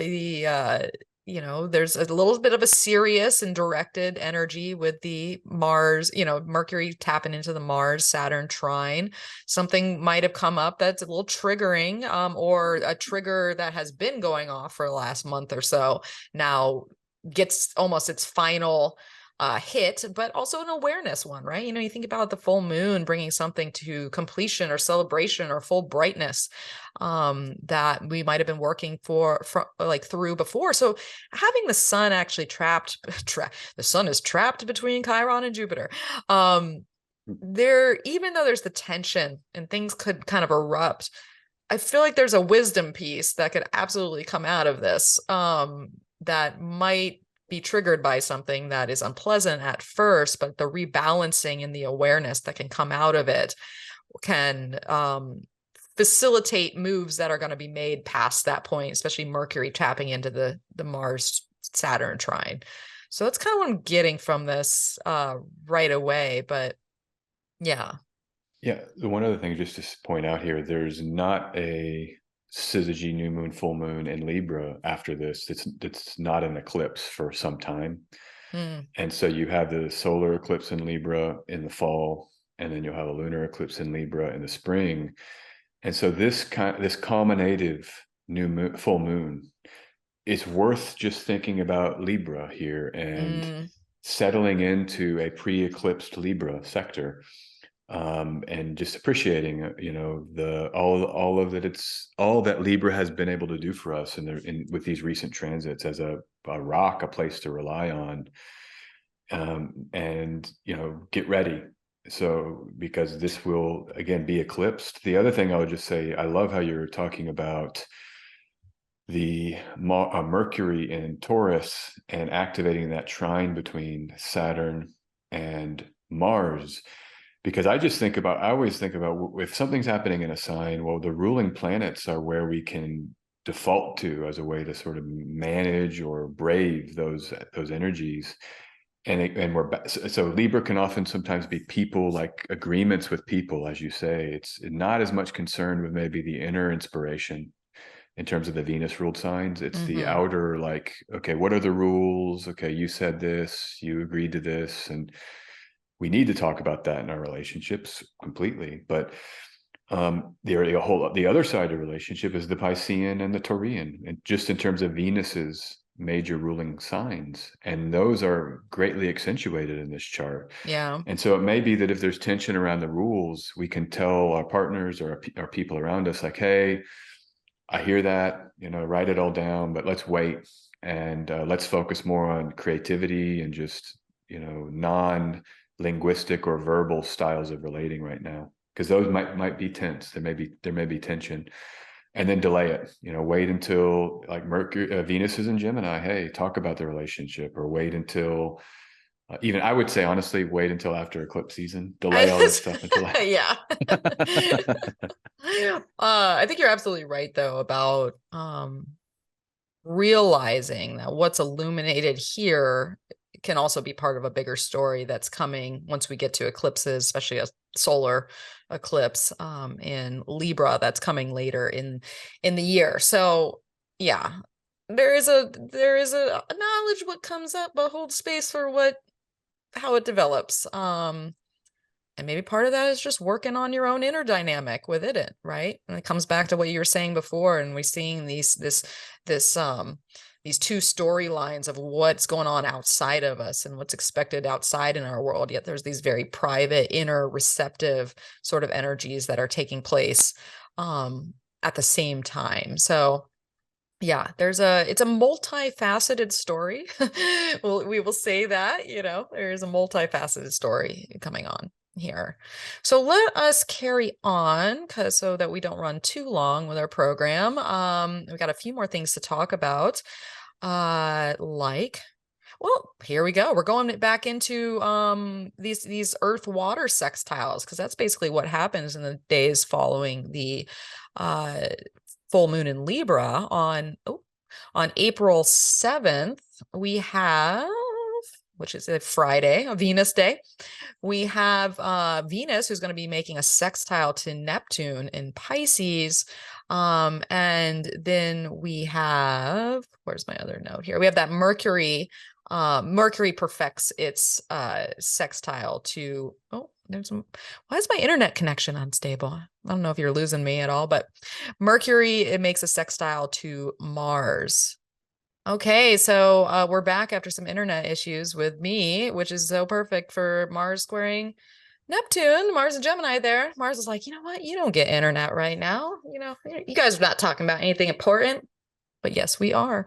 So I think where we picked up, I'll have to check the recording later, but I was talking about the Earth water sextiles between Venus in Taurus, making a sextile to Neptune in Pisces, and then Mercury in Taurus sextiling Mars in Cancer, and kind of perfecting that transit on April 7th, April 8th, around that time.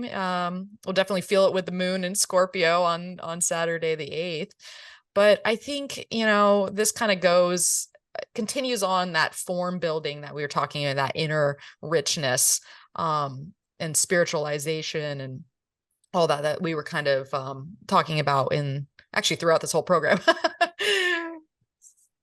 So I don't know if you have any insights there at all, SJ, but it's kind of Venus's last hurrah before the switch into Gemini here. So there's that. Yeah, that's what I'm feeling more than anything, is just the impending shift back into, at least with another planet comes back now into more of an outer world focused sign, back into Gemini. And I'm already thinking too about just the waxing phase here, because at this point now, eclipse is coming, a major eclipse. And it's I know coming. we're going to talk about that in a second, but I mean, Yeah. it's like, this is the first eclipse of a 2-year cycle of eclipses in Aries Libra. And it's a major thing. I mean, everything we've talked about here so far about initiation and identity and who we are and all of the opportunity to write about that and explore that, this eclipse is going to come, and everything we wrote, we're going to have to rip all that up again. So maybe, not totally. We're going to build on these Some breakthroughs we've been able to revisions. have, but we get new injections there that we can't even know sitting where we are now what those are going to even be. That's what eclipses are. And so we're going to have to be preparing, in my view, to, like in this chart, I think about getting everything done. As much as we're drawn into the Scorpionic and the Piscean and this beautiful water trine, I believe, this next moon, the Sagittarius moon, even that Aquarius moon, it's like, okay, rushing to prepare for the eclipse that's about to come. And with Mercury about to station retrograde, this is kind of where my mind is, like winding things down, settling in, getting that cocoon built, Mars in Cancer, that, to ride out this next round of astrology and Taurus season, post solar eclipse or pre and then solar eclipse, the land between eclipses, and then we're into that new reality. So Yeah. That's just when I look at this chart, I'm just thinking about that context, because now the Scorpio, one other thing just to say, without Saturn in Aquarius, this Scorpio moon has the Pluto in Aquarius for sure, but I think it's easier in some ways with Saturn and Pisces and the supportive, imaginative, expansive part of our talk. With the moon in Scorpio, we know it's not the ideal moon, everybody, but the unorthodox opportunities can be, healing, licking our wounds, make literally with the water, Mars water, with the moon there, trying to process trauma in ways that can be productive and generative with the support of Mars and Saturn. I always think about Scorpio, that's the power of it, is holding space for the depths of things that aren't often on the forefront of our minds, that don't get included in the everyday conversations. And so that's maybe a great opportunity here, with we're back into Saturn, Pisces, Mars, Cancer, trine talk, but the moon activating it. Moon activates it, Mercury activates it. Yeah. Venus is in her own world. I think that's all very astute, because the Scorpio moon can definitely take us a place where we don't normally go or normally want to go, but sometimes we need to go. And it's part of it as we move through this period of change, and what's transforming in our zone. And I think, when you said what we wrote before is getting ready to maybe be written again, there's something to be said about that, right? You start off with this freshness of the 0 degrees Aries, and you're like, I'm doing this, I'm doing that, I'm doing that. You get a full moon in Libra and you realize you're not alone. Other people in the picture, there's other things, and sometimes it doesn't all have to be restriction of other people in the picture. Sometimes other opportunities come in, and there's this other dynamic taking place. And then that's where the revision comes in at the end, because all of a sudden what the self was leaning towards or doing, there's outside influence that comes in that revises that or rebalances it, or kind of has that justice card effect to it. And then here we get to this eclipse that is coming, and the integration with all this, right? We're talking about very integrative planets, Mercury talking to Mars, Venus, and Saturn, and Venus, taking it all in with Neptune, and that being a very creative aspect as well here, and what the forms that we're building. So it's an interesting lead up, and it's very appropriate, I think, to our developing narrative here. Now, yeah. Go ahead. Yeah. No, yeah, for sure. Yeah. No, Well, it's, I mean, yeah. I was going to say the narrative, right? I think we're about to get some more narratives, because the next thing on the list is that Venus ingressing into Gemini on it'll be the 10th and the 11th, depending where you're at there. I'm already on the 12th somehow. But Venus goes into Gemini, and if you've been following us along at all, you realize that anybody that moves into a 0 degree of especially another earth sign or air sign, she's going to make a trine to that Pluto pretty much immediately. So I think you've already brought up some great points about Venus moving into Gemini, and that kind of back and forth energy with Mercury in Taurus too, and sort of this heady space meets the sensual embodied space, and when that works, when that doesn't, all that. But it really speaks to me too about, we talk about Gemini being kind of a sign of like definition to some extent. And when we think about just having gone through a Venus ruled full moon, and talking through relationships or forming partnerships that are part of our new journey, and then what does that look like, doing the Pluto stuff of like getting that all morphing, coming into new change, but more maybe conceptually speaking. But what's important here is we got to realize she's also saddling up to a square with Saturn. So we're just going to kind of throw that in there before that quite happens there. But so, I mean, what do you think about Venus and Gemini and kind of, once again, Pluto, Saturn activations back to back?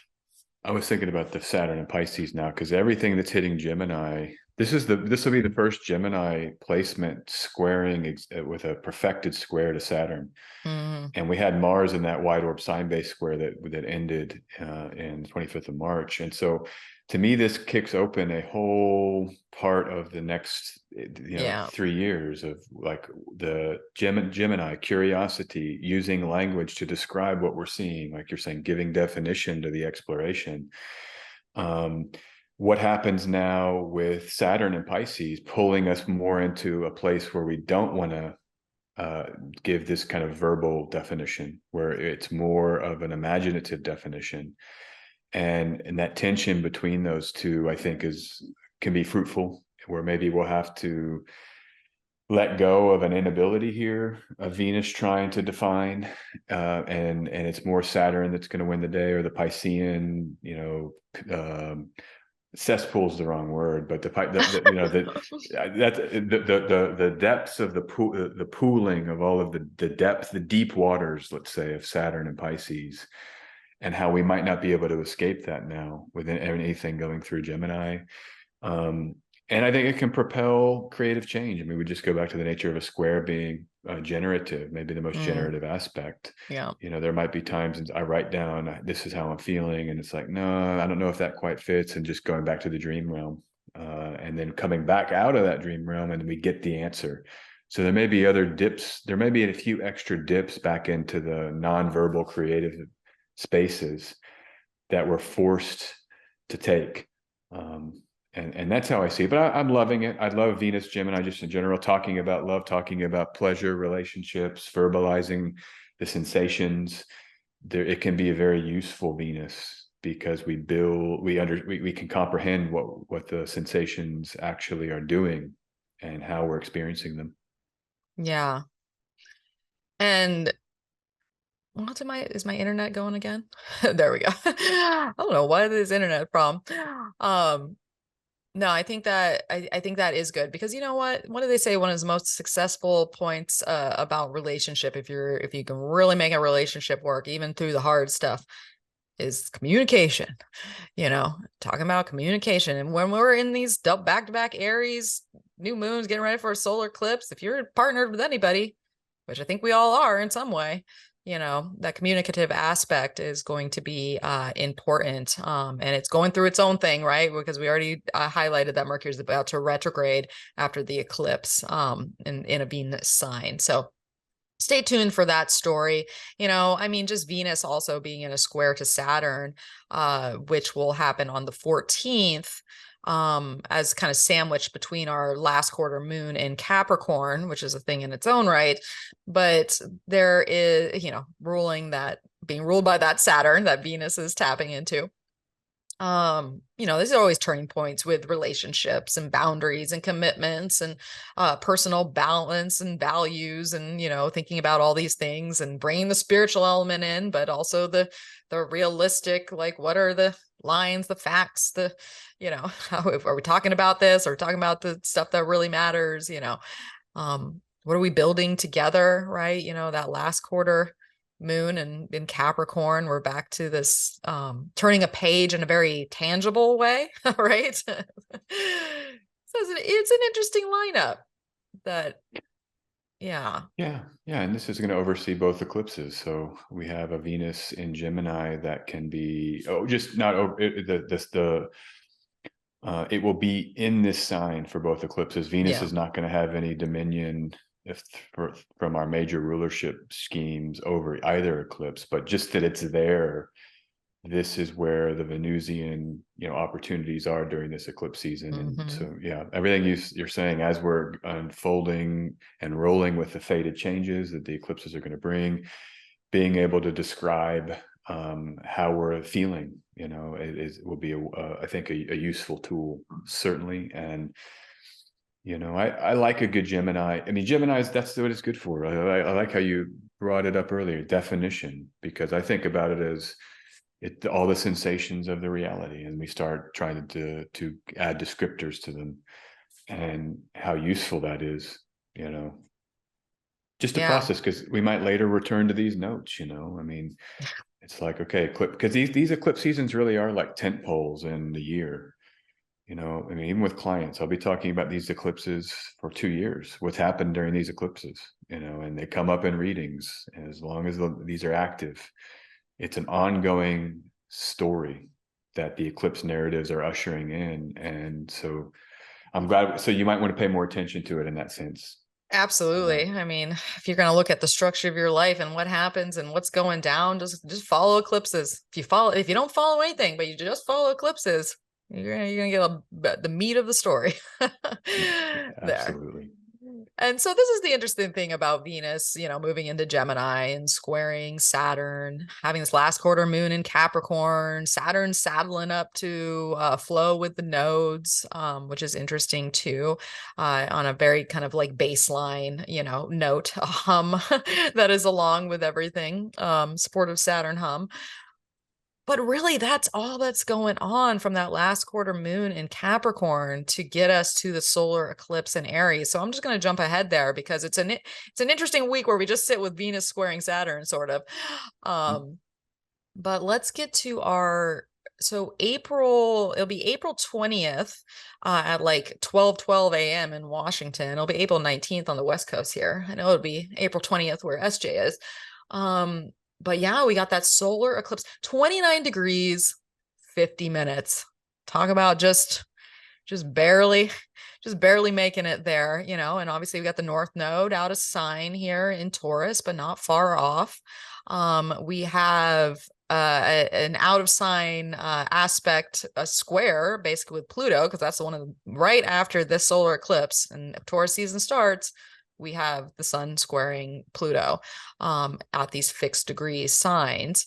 Obviously, we have Jupiter. Jupiter's not too far off from this place too. And you know what we didn't talk about, SJ? We didn't talk about the sun conjunct Jupiter. It just dawned on me. Yeah. that wasn't it. It happened somewhere in there. When did it happen? The 14th, I think it was like, or the 13th, 14th my is when gosh, that happens. And that is so just funny. to say a few thoughts Yeah, about it. I mean, we talked about it earlier, I believe. Yeah, just the build up when I was saying how it's like April this final 11th. Aries opportunity that we get before eclipse season. This is like maybe the culmination of it. It's the cazimi of Jupiter on the 11th of April, where all of that kind of pre-eclipsed identity work can be maybe culminate. And that's what I'll say about it. I think it's a beautiful aspect, but it's hard. It gets mixed. It gets tied right into the eclipses because the solar eclipse comes only 9 days later. That it's hard to disambiguate it's intertwined the whole time. It's intertwined the whole time. Now, granted, sure, we might see when the moon is in Sagittarius. We'll get a nice trine to that on April 11th. April 10th.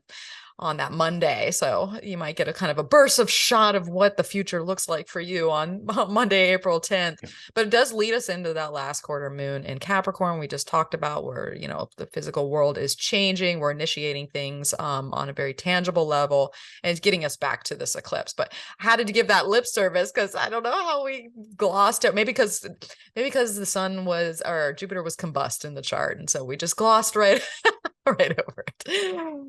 So coming back to April 20th with our eclipse here, and other notable things going on. We talked about the Pluto square. We talked about being close in proximity to Jupiter. Mercury about to station retrograde, conjunct Uranus, but not quite. And then, as we said earlier, Saturn being in this flow with the nodes. And then Mars, Mars ruling the eclipse over here in Cancer, but it's got those sign-based squares, but it's not to Aries, but it's not super tight necessarily either. It's like all the planets have kind of moved on. Well, not necessarily.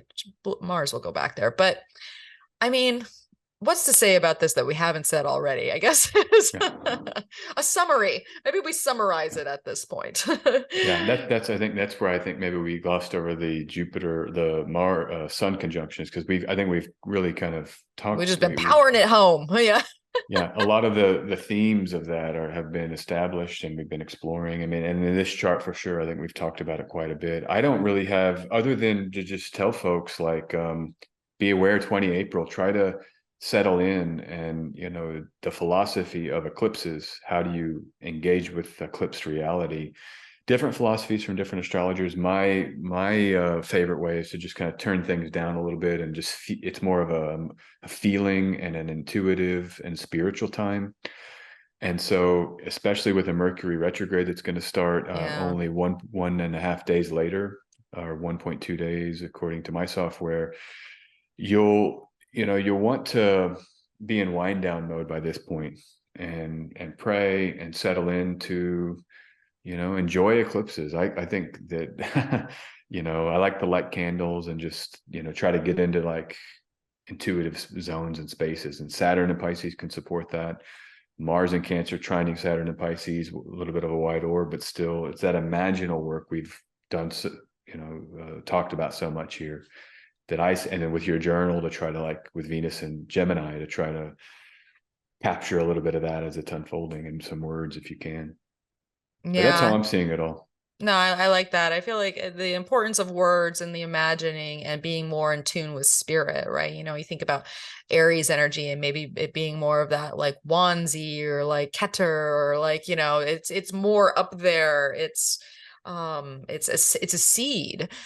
So it's that kind of what is that, like a Tibetan philosophy? I'm butchering this, just FYI. But there's this idea that on a solar eclipse that, the words that are spoken or the thoughts that are engaged with are like 1,000,000 times more potent than they normally are. So being conscious of that space, especially as Mercury's about to retrograde, what are you setting into that super powerful seed? That is embedding itself in your life and in the world around you, just being conscious of it. And that's how we basically end Aries season. It's a dynamic one, and Taurus will bring its own stuff, but I'm looking forward to it. It'll be exciting in its own way. Now the question is, SJ, do you have a one word to recap the season that is Aries? Wow.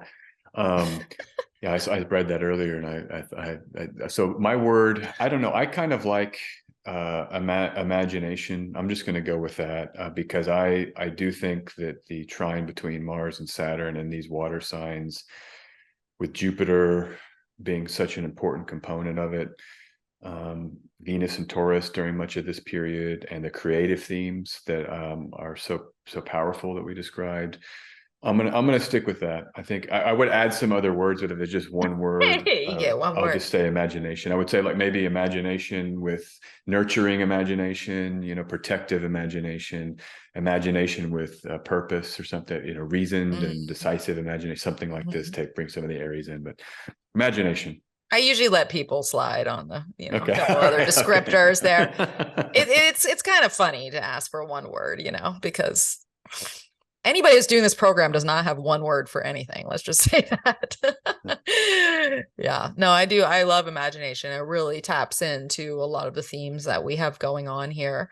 So I am down with that. If I had a word, the only thing I can really think of that just kind of comes in is fresh, whatever that might mean for you, whether it is fresh energies coming in or it is being aligned with gaining a freshness in your life. You know, what is that? I imagine like a hot rush of air just hitting your face. But it's a little cool too. You know, you ever get a breeze that's just, it's cool and it's hot at the same time. That's kind of what I'm feeling. So I think they're supportive in both ways. The idea of using that, I love the purposeful imagination and nurturing imagination, because we're in this fresh phase, you know, and that's how you birth things. Starts in the void, and then it comes out. And so we are definitely in that void space. Fresh imagination is kind of, I like that too. Oh, there we go. Fresh imagination. There it is. There it is, people. 2 1 words combined together. All right, SJ. So I think we have done a stand-up treatment to Aries season 2023 here. Now, where can people find you? What do you got going on? Anything special to share? Nothing special at this time. I mean, you can find me on YouTube. That's where I try to stay connected and try to produce, 6 videos a month or something, or whatever I can get out. And they're kind of lecture style, but they're, try to keep them somewhat short and just get into some of the astrology and the themes that I think are most pertinent. Twitter, you can find me there. I like to tweet. I like to stay active there. And on both of those platforms, SJ Anderson 144. But no big book announcements or anything. No big shifts right now. Maybe down the line, I'll have some larger projects that have come to cohesion that I can kind of share about next time I'm with you. But for now, just kind of day-to-day social media astrologer, consulting astrologer, and sjanderson144.com. People can check me there if you want to check out my reading schedule. It's all there, real easy to find. Top at the website, just click here and you can see my schedule, and come find me if you want to talk to me about your life. So yeah, perfect. Well, I don't expect anybody to have like the big thing on board at this particular moment, right? I feel like we're getting to the big thing on board. So it's, it only makes sense. So I will always share a blog post for every guest that comes on this program. So you can find that over at energeticprinciples.com. So I'll have all of SJ's links there. You can find me on Instagram at Energetic Principles. You can also, if you want to check out that Spotify playlist I was talking about before, I'm also Energetic Principles on Spotify, and I'll be making some more of those. So stay tuned. It's a nice way to marry my musical self with my astrological self. So I look forward to sharing more there. Of course, I got a monthly newsletter, The Heavenly Wind, that comes out at the beginning of each month. So if you want that hot wind, that hot breeze to hit you in the face through your email box, come on over and sign up on the front page of my website. And of course, I do consultations as well. So what else do we need to say here? If you're listening to this as a podcast, leave a review wherever platform you listen to it. It helps it be seen further by other people. If you're watching on YouTube, share with us what you think about Aries season, or what we've said here, or what you're excited about, or what seeds you're planting. We'd love to hear more about that.